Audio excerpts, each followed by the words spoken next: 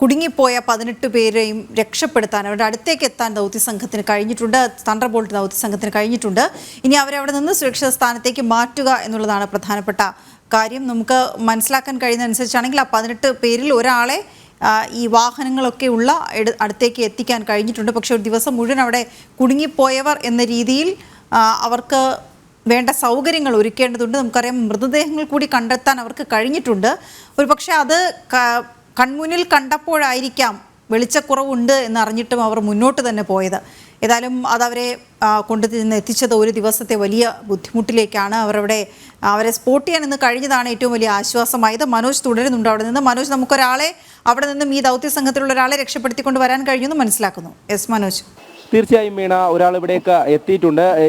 ഈ ദൃശ്യങ്ങളിൽ കാണുന്ന ഒരാൾ ഇപ്പോൾ ഈ ഒരു ആളാണ് ഈ രക്ഷാപ്രവർത്തനത്തിനായി അവിടെ എത്തിയത്. 18 പേരിൽ ഒരാൾ. അതോടൊപ്പം തന്നെ മറ്റുള്ളവരെയും ഇങ്ങോട്ടേക്ക് എത്തിക്കുന്നുണ്ട് എന്ന് തന്നെയാണ്. എന്തായാലും ഈ മേഖലയിൽ എങ്ങനെ കഴിഞ്ഞ ദിവസം ഈ രക്ഷാപ്രവർത്തനത്തിന് വേണ്ടി എത്തിയതാണ് ഈ പുഴയോരത്ത് ടീം ലീഡർ ഓക്കെ, അവരുടെ മുഴുവൻ സംഘാംഗങ്ങളെയും ഇങ്ങോട്ടേക്ക് എത്തിക്കുകയാണ്.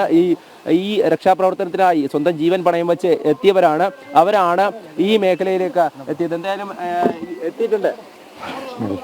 തീർച്ചയായും അവരുടെ ആരോഗ്യനില കൂടെ പരിഗണിക്കേണ്ടതുണ്ട്. അതോടൊപ്പം തന്നെ അവരെ ഓരോരുത്തരും ഉറങ്ങിയിട്ടില്ല. എന്തായാലും അവരെ ഇപ്പോൾ ഇവിടേക്ക് എത്തിച്ചിട്ടുണ്ട്. ഈ ദൃശ്യങ്ങളിലൊക്കെ നമ്മൾ കാണുന്നത് അവർ ഓരോരുത്തരും ഈ ഒരു മേഖലയിൽ നിന്നും അങ്ങോട്ടേക്ക് വരുന്നതാണ്. ഈ തണ്ടർബോൾട്ടിൻ്റെ ടീമും അതോടൊപ്പം തന്നെ ഫയർഫോഴ്സും അവരെ ഈ മേഖലയിലേക്ക് കൊണ്ടുവരുന്ന ദൃശ്യങ്ങളാണ് നമ്മൾ കണ്ടുകൊണ്ടിരിക്കുന്നത്. ഇവരൊക്കെ രക്ഷാപ്രവർത്തനത്തിന് വേണ്ടി എത്തിയതാണ് ഓരോ മേഖലയിൽ നിന്നും. ഇപ്പോൾ അവരെ ഇവിടെ നിന്നും മുകളിലേക്ക് കയറ്റുന്ന ഒരു ദൃശ്യമാണ് നമ്മൾ കണ്ടുകൊണ്ടിരിക്കുന്നത്. ഈ ഒരു മേഖല നമുക്കറിയാം, വളരെയധികം സഞ്ചരിക്കാൻ വളരെയധികം ബുദ്ധിമുട്ടുള്ള ഒരു പ്രദേശമാണ്. ആ പ്രദേശത്തൂടെയാണ് എന്തായാലും ഇവരെ എത്തിച്ചിരിക്കുന്നത്. അതുപോലെ തന്നെ ഫയർഫോഴ്സും ഒക്കെ ഇവിടെ ഉണ്ട്. അവരൊക്കെ ഈ മേഖലയിലൂടെ നമുക്ക് ആ ദൃശ്യങ്ങളിൽ കാണുവാൻ സാധിക്കും. ഓരോരുത്തരെയും ഇങ്ങനെ കൊണ്ടുവരികയാണ്. രക്ഷാപ്രവർത്തനത്തിന് വേണ്ടി എത്തിയവരാണ് അവർ മേഖലയിൽ നിന്നും, അതായത് ഈ നിലമ്പൂർ ഭാഗത്തൊക്കെ നിന്ന് എത്തിയതാണ്. ഈ മേഖലയിൽ കഴിഞ്ഞ ദിവസമാണ് അവർ ഈ പുഴയിൽ വെള്ളം കയറിയതോടുകൂടി അവർക്ക് മറുകരയിലേക്ക് വെളിച്ചമില്ലാതായതോടുകൂടി എത്താൻ സാധിക്കാതിരുന്നത്. അവിടേക്കാണ് ഈ സംഘത്തിനെ സ്പോട്ട് ചെയ്ത് ഈ തണ്ടർബോൾട്ടിൻ്റെ ടീം എത്തിയത് എന്നുള്ളതാണ്. എന്തായാലും ആ ദൃശ്യങ്ങളൊക്കെ തന്നെ, അവരെ സ്പോട്ട് ചെയ്യുന്ന ദൃശ്യങ്ങളൊക്കെ തന്നെ നമ്മൾ കണ്ടതാണ്. ആ മേഖലയിൽ നിന്നും അവരിപ്പോൾ വന്നിരിക്കുന്നു. ഇനി നേരെ ഇവരെ വാഹനങ്ങളിൽ മേപ്പാടിയിലേക്ക് എത്തിക്കുക എന്നുള്ളതാണ്. എന്തായാലും അവരൊക്കെ തന്നെ ഈ ഒരു മേഖലയിലേക്ക് ഇപ്പോൾ എത്തിയിരിക്കുന്ന ദൃശ്യങ്ങൾ തന്നെയാണ് നമ്മൾ കണ്ടത്. കുറച്ച് താഴ്ചയിലാണ് അതെടുത്തപ്പോൾ ഒന്ന് രാത്രിയായി. പിന്നെ മേലെ ആൾക്കാരോട് പറഞ്ഞു നോക്കുമ്പോൾ അവർ പറഞ്ഞു ബോഡി നിങ്ങൾ അവിടെ വെക്കാൻ പറഞ്ഞു, നിങ്ങൾ നല്ലൊരു സേഫായ സ്ഥലത്ത് ഉറങ്ങാൻ പറഞ്ഞു. രാവിലെ ഹെലികോപ്റ്റർ വന്ന് ബോഡി കയറ്റി കൊടുത്തു, ഭക്ഷണം തന്നു. ഞങ്ങൾ തിരിച്ച് തണ്ടർബോൾട്ടിൻ്റെ സഹായത്തോടെ ഞങ്ങൾ തിരിച്ചു പോന്നു. ഭക്ഷണം കരുതിനൊക്കെ തീർന്നു പോയി. താഴത്തുനിന്ന് കൊണ്ടുവന്ന് വന്നപ്പോൾ മൊത്തം തീർന്നു പോയി. വേറെ പ്രശ്നങ്ങളൊന്നും ഉണ്ടായില്ല.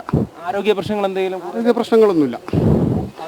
നിങ്ങൾക്ക് എങ്ങനെയാണ് പുറത്ത് വിവരം നൽകാൻ സാധിച്ചത്? ഞങ്ങൾ ഒരു ഇത് പൊട്ടി അന്ന് തൊട്ട് തന്നെ ഞങ്ങൾ ചെയ്തുകൊണ്ടിരിക്കുകയാണ്. ERF നിലമ്പൂർ.